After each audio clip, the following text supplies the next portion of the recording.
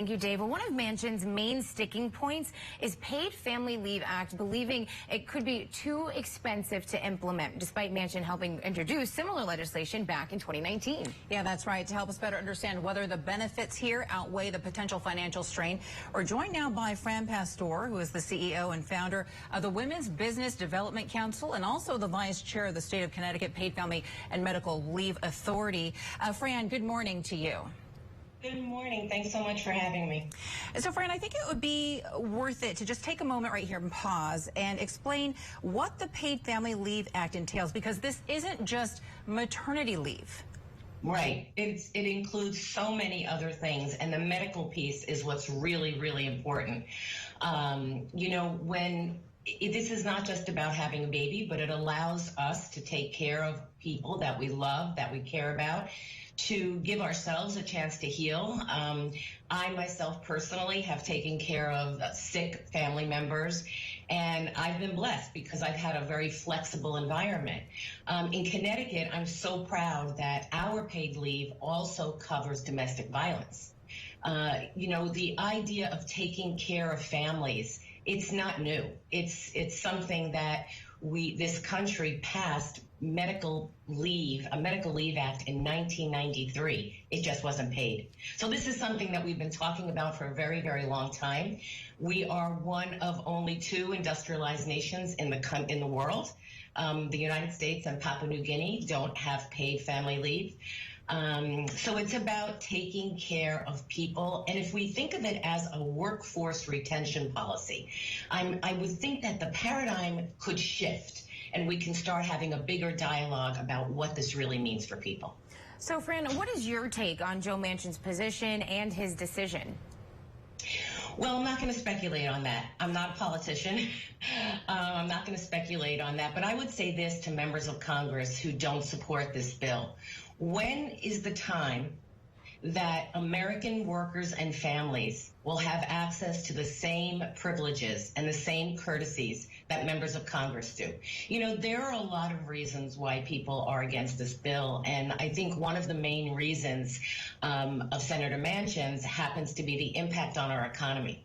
Well, we already know prior to the pandemic that American working families were losing $22.5 billion a year in income because they didn't have paid family leave. So when we shift the paradigm and we start thinking about this in a different way, when we think of it as a way to take care of people that we care about and give us the same perks and the same benefits, when I say us, I mean American working families, that members of Congress have, and that just about every other industrialized nation in the world has. It's just unconscionable that it is not in this bill. I know that a lot of people think of this as social safety nets as an entitlement, but that's really where the conversation needs to shift. It's a workforce retention policy.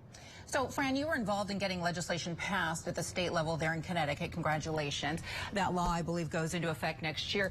But how might the issues in Connecticut differ from instituting this nationally? I mean, how do we pay for this? How do we implement this on a national level?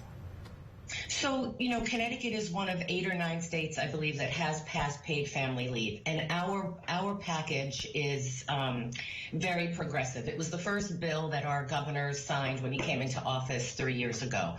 And I'm really proud to have been a part of that.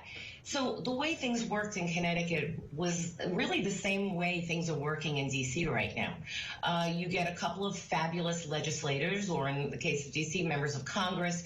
You get some very committed advocacy groups, and you get people to tell their real stories about the impact that it will make.